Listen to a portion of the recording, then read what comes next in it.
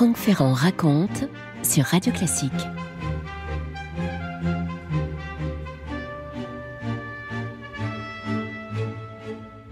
« 23 janvier 1680 à Paris, à l'hôtel de Soissons, qui ressemble un jour comme les autres, ce 23 janvier, et pourtant vous allez voir qu'il va jouer un rôle important. La comtesse Olympe de Soissons, c'est une riche veuve, elle a 41 ans, elle fait partie de la meilleure société possible. Autrefois, elle a été mariée à un prince de Savoie. Cette comtesse de Soissons reçoit des amis dans son salon somptueux. On partage là les derniers cancans de la cour, on rit d'un mot bien tourné, peut-être d'une allusion perfide, belle société, des petits accents de clavecin comme ça dans le fond du salon. On se divertit aussi avec un jeu de cartes à la mode, la bassette. Olympe est une femme au physique plus piquant qu'harmonieux maintenant. Elle jauge de ses petits yeux la valeur des cartes qu'on lui a distribuées. Elle réfléchit aux atouts, aux vulnérabilités de son jeu, et puis voilà qu'un invité inattendu fait irruption. Il s'agit du beau-frère d'Olympe, le duc de Bouillon. Il a un message très urgent à lui délivrer. Bon, Olympe pose ses cartes, se lève, abandonne ses convives et accompagne le duc de Bouillon dans une pièce à l'écart. Et là, il lâche la terrible nouvelle. Olympe est sur le point d'être arrêtée. Elle est en effet un de ces grands noms qu'a compromis l'enquête menée sur l'affaire des poisons. Et comme d'autres, c'est vrai, on peut dire qu'elle a fréquenté des magiciennes, des marchandes de filtres plus ou moins ragoûtants. Elle a fréquenté de ces femmes qui vendent d'obscures concoctions mortelles. Olympe est une princesse par mariage. Elle connaît d'ailleurs très bien le roi Louis XIV. Alors, une grâce lui est faite, on lui suggère de quitter la France sur le champ pour un exil d'une durée inconnue. En tout cas, si elle reste à Paris, c'est certain, c'est pour aller en prison. Olympe, bien sûr, opte pour la liberté. Il faut quand même vous faire une idée de son émotion. Il faut aller très vite, il faut improviser ce départ précipité. Elle en oublierait presque ses convives qui sont là à continuer de papoter à côté. Elle leur fait dire qu'elle a dû partir pour une obligation. Ça étonne certains, bref. Tandis que les invités tranquillement sortent de chez elle, elle s'active. Je cite Madame de Sévigné. On fit beaucoup de paquets, on prit de l'argent, des pierreries, on fit prendre des juste-au-corps gris aux laquais et cochers, on fit mettre 8 chevaux au carrosse, la comtesse de Soissons fit mettre la marquise d'Alluy, la marquise d'Alluy c'est une proche qui elle aussi se trouve être mêlée dans l'affaire des poisons, elle fit mettre la marquise d'Alluy au fond auprès d'elle, 2 femmes de chambre au devant, elle dit à des gens qui ne se missent point en peine d'elle, qu'elle était innocente, elle pleura. Eh oui, on peut l'imaginer pleurant. Il est 3 heures du matin quand l'altière Olympe de Soissons quitte Paris. Son carrosse s'enfonce dans la nuit. La nouvelle de son départ, de ce départ humiliant, ne va pas tarder à courir toute la ville et toute la cour et le monde. Certains sont abasourdis, d'autres sont affligés, d'autres ne sont peut-être pas si surpris. Il est vrai que ce n'est pas la première fois que le nom de la comtesse de Soissons est associé à un scandale. Franck Ferrand sur Radio Classique. Elle a déjà derrière elle une vie bien remplie, cette Olympe, et pour cause, puisque son nom de naissance vous dit forcément quelque chose, elle s'appelle Mancini. Et oui, Olympe est, comme sa célèbre sœur Marie Mancini, qui est sa cadette d'1 an, Olympe est une des nièces du cardinal Mazarin. Elle fait partie de ces jeunes femmes venues de Rome au fil des années 1640 et 1650 pour être élevées en France. Il s'agissait à l'époque pour ces jeunes filles, et pour leurs frères d'ailleurs aussi, de bénéficier de l'extraordinaire ascension de leur oncle, qui est devenu le principal ministre de la régente Anne d'Autriche, la mère de Louis XIV. Mazarin est tout simplement aussi le parrain du jeune roi Louis XIV. Et dès lors, elles vont pouvoir se faire une place à la cour, ces Mazarinettes, comme les avait appelées Pierre Combesco, et avec un certain succès. Anne-Marie, Laure Martinozzi, Laure, Olympe, Marie-Hortense, Marianne Mancini vont séduire dans leurs belles robes, avec leur façon d'être pleine de fraîcheur. Anne d'Autriche, qui n'a eu que des garçons, s'attendrit devant les fillettes, note Simone Berthière dans Les Reines de France au temps des Bourbons. Mazarin, lui, s'attache à la qualité de leur instruction. Il s'agit de les marier, ces jeunes femmes, les marier le mieux possible. Et le cardinal, comme souvent quand il entreprend quelque chose, va jusqu'au bout. Vous savez, il n'est pas l'homme des demi-solutions. Une sœur d'Olympe est unie au fils d'un bâtard d'Henri IV. Une de ses cousines épouse un prince du sang, cousin de Louis XIV carrément, le prince de Conti. En grandissant, la brune Olympe donc espérait elle aussi une très belle union. On la voit frayer avec un certain nombre d'adolescents de la cour, des jeunes gens extrêmement bien nés. Et même si tout ce petit monde est sous la surveillance d'yeux pieux et expérimentés, les rapprochements sont inévitables. Et c'est ainsi que le jeune roi qui a le même âge qu'Olympe, se met à la regarder d'une autre manière. Un intérêt visible, un intérêt que remarque la cour, bien sûr, un intérêt de plus en plus insistant. De quoi éveiller les médisants pour qui rien n'arrive jamais par hasard. Et l'on se pose la question, et si l'ambitieux cardinal Mazarin intriguait pour donner à l'une de ses nièces un destin royal? Vous écoutez Radio Classique. Au milieu des années 1650, Olympe Mancini est devenue l'un des points de mire de la cour de France. En quelques années, on l'a vu changer, et on l'a vu changer en bien. Elle avait les yeux pleins de feu, nous dit Madame de Motteville, et malgré les défauts de son visage, l'âge de 18 ans fit en elle son effet.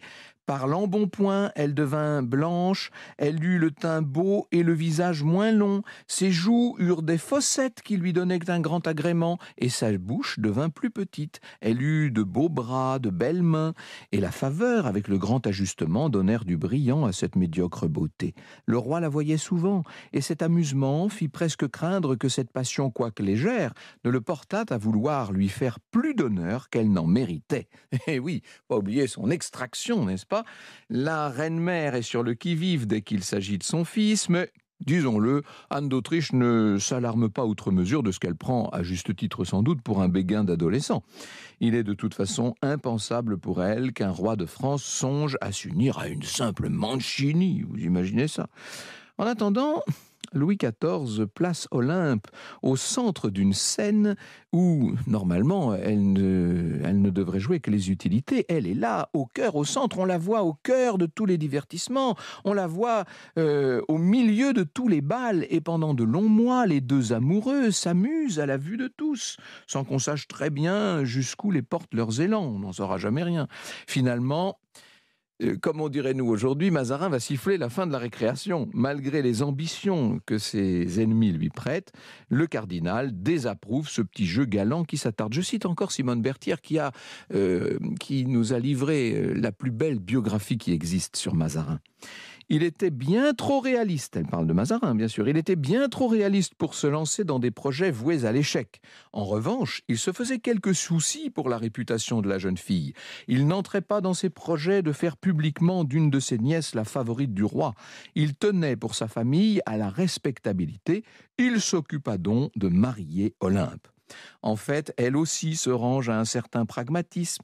Elle se satisfera d'un simple prince. Son avenir se négocie donc en coulisses. Et dès le début de l'année 1657, elle échoua à Eugène Maurice de Savoie-Carignan, qui est un cousin du duc de Savoie, d'ailleurs cousin auquel on a donné le titre clinquant de comte de Soissons. Ben oui, il fallait l'asseoir. L'union a lieu avec la bénédiction de Louis XIV, dont il faut dire qu'il est déjà passé à autre chose, si j'ose cette expression. Or, en 1658, cette autre chose va devenir la propre sœur d'Olympe. Vous le savez, je vous ai raconté évidemment les amours de la ténébreuse et plutôt difficile, de la passionnée mais cultivée Marie Mancini, qui en impose beaucoup au roi. La romance s'épanouit alors même que l'on parle de plus en plus d'unir Louis XIV à l'infante d'Espagne Marie-Thérèse. Olympe n'est peut-être pas aussi détachée qu'elle voudrait le montrer. Elle est assez irritée par la faveur de sa petite sœur et les relations entre les deux sœurs tournent à l'orage. Olympe s'amuse parfois à adopter une attitude ambiguë avec le roi. Vous voyez un petit peu l'atmosphère entre les sœurs Mancini. Qu'Olympe se rassure, Louis XIV, qui a été quand même bien tiraillé par cette affaire, le pauvre Louis XIV, le jeune roi, va opter pour son devoir et il va épouser l'infante Habsbourg, l'infante d'Espagne. Marie va devoir se contenter, elle va beaucoup pleurer, trépigner et résister, mais elle aura un lot de consolation à la personne du prince Colonna. Elle va devenir une de ces grandes dames romaines. Ainsi, Marie s'en va vivre à Rome, elle s'en va vivre au-delà des Alpes. Olympe, elle, reste en France. Et c'est vrai que le roi garde pour elle une vive amitié. On voit beaucoup qu'il apprécie sa compagnie, il lui offre une place en vue. Elle est surintendante de la maison de la reine. Soyons clairs, Olympe est d'un caractère trop fort, trop audacieux, trop malin pour s'enthousiasmer pour la morne Marie-Thérèse. Le sel de sa vie, ce sont les petites intrigues de cour. Vous savez, c'est une jeune femme, à l'époque, Olympe Mancini, qui n'a pas peur de vivre dans la pénombre, et même au contraire. Or, voilà qu'en 1661, le roi s'éprend de sa première grande favorite, la délicate Louise de la Vallière, avec ses beaux cheveux clairs et sa démarche boitillante. Olympe est agacée par cette idylle sérieuse qui la sépare de Louis XIV, et avec un certain nombre de complices, elle va intervenir et pousser deux jolies jeunes filles devant le roi pour essayer de concurrencer cette favorite, cette la Vallière, sans grand résultat. Alors, Olympe va s'allier à son amant, qui se trouve être le marquis de Vardes. Elle va s'allier aussi à la belle-sœur du roi en personne, Henriette d'Angleterre, pour aller plus loin. Une missive est envoyée à la reine pour informer la pauvre souveraine de son infortune. Là encore, pas de chance. Le courrier est intercepté et il se trouve qu'il est remis au roi avant que la pauvre Marie-Thérèse ne l'ait vu. Le roi, bien plus tard, saura qui a produit cette lettre mesquine et évidemment, Olympe va se faire taper sur les doigts, mais sans trop de dommages néanmoins. Bon. Puisque c'est cela, Olympe se dit qu'il va falloir passer à d'autres moyens et elle décide d'aller parler directement à la reine. Je cite encore Simone Berthière. « La rencontre eut lieu au Carmel de la rue du Boulois. La malheureuse apprit tout et ses soupçons se changèrent en certitude. Il s'ensuivit des torrents de larmes chez elle. Louis, excédé de toutes ces intrigues, se réjouit que l'abcès fût crevé et choisit d'en tirer cyniquement le bénéfice. Puisque sa femme savait, il n'avait plus besoin de se gêner. » Olympe est frustrée par ses échecs, mais elle n'abandonne pas les intrigues. Et par ailleurs, les années passent et bien que son mari l'enchante peu, elle a quand même eu 8 enfants. Et voilà qu'en 1673 meurt le comte de Soissons. Il est mort à 40 ans, d'un brusque mal, alors qu'il était à l'armée en Allemagne. A priori, ça arrive, me direz-vous, sauf que lui-même, se voyant décrépir très vite, a évoqué l'usage d'un poison. Bon, pour l'instant, tout ça reste vague. Sauf que des années plus tard, l'affaire va rebondir parce que cette affaire va être éclairée par de nouveaux faits. Franck Ferrand sur Radio Classique. À la fin des années de la décennie 1670, le probe lieutenant général de police Larénie va faire à Louis XIV des révélations sulfureuses. Vous savez qu'avec ses agents, il a déroulé la pelote de ce terrible trafic de pseudo-sortilèges et de poisons tout à fait véritables.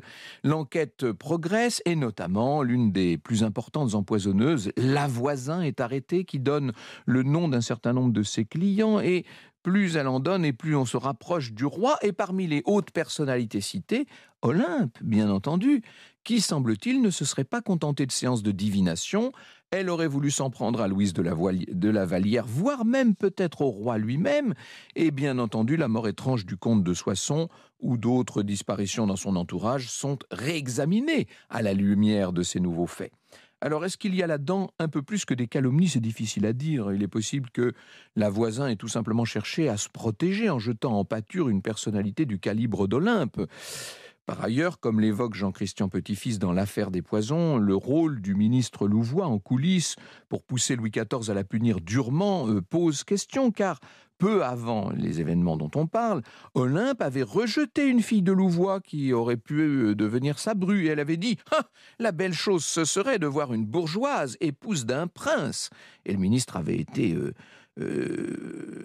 choqué par cet affront cinglant. Et il est possible qu'il ait essayé de monter en épingle les dires de Lavoisin pour essayer de rendre à Olympe la monnaie de sa pièce. Quoi qu'il en soit, les imputations contre Olympe sont trop graves et là, le roi vraiment ne peut pas les ignorer. Et c'est ainsi qu'au début de 1680, donc, elle va être interrompue, notre Olympe, au milieu d'une partie de cartes. Elle va devoir tout quitter, je vous l'ai dit, à bord de son carrosse. Alors, elle rejoint d'abord les Pays-Bas espagnols, comme le note Jean-Christian Petit-Fils.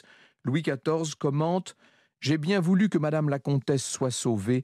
Peut-être en rendrai-je un jour compte à Dieu et à mon peuple. Olympe est mal reçue à Bruxelles. Il y a un certain nombre d'aubergistes respectables qui les conduisent. Vous imaginez qu'elle était encore il y a quelques heures, quelques jours, un des cœurs battants de la cour de France. Mais maintenant, partout où elle ira, l'ombre du soupçon la précédera. Franck Ferrand sur Radio Classique. On va la voir passer à divers pays, puis elle choisit de partir pour l'Espagne en 86. Elle est reçue là-bas avec amitié par la reine elle-même. Il faut dire que la reine, c'est une nièce de Louis XIV, c'est Marie-Louise d'Orléans, et qu'elle s'ennuie dans cette atmosphère très lourde de la cour d'Espagne. Donc elle est bien contente de voir arriver la comtesse. Seulement, voilà que soudain, début 1689, Marie-Louise se sent mal et que, en un rien de temps, chancelle sa santé.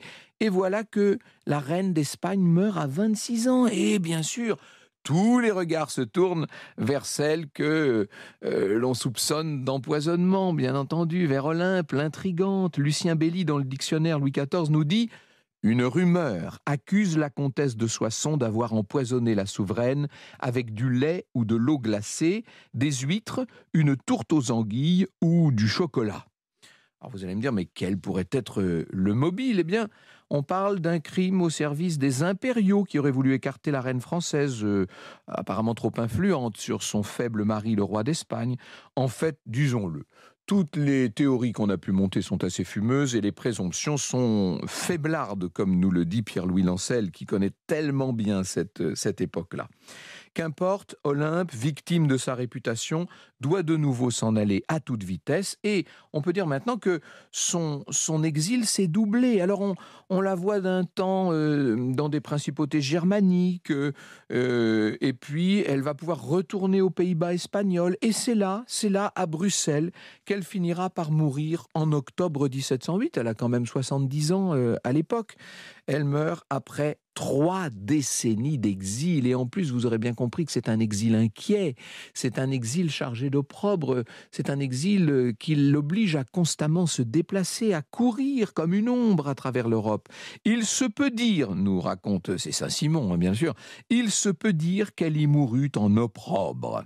Elle aura peut-être eu tout de même une satisfaction, c'est qu'un de ses fils va devenir le plus grand général de l'armée impériale. C'est un véritable génie militaire, cet homme-là, un génie qu'elle aura eu le temps de voir infliger des revers cruels aux troupes de Louis XIV. Ce fils, bien sûr, c'est le prince Eugène vengeur malgré lui d'une mère vengeresse.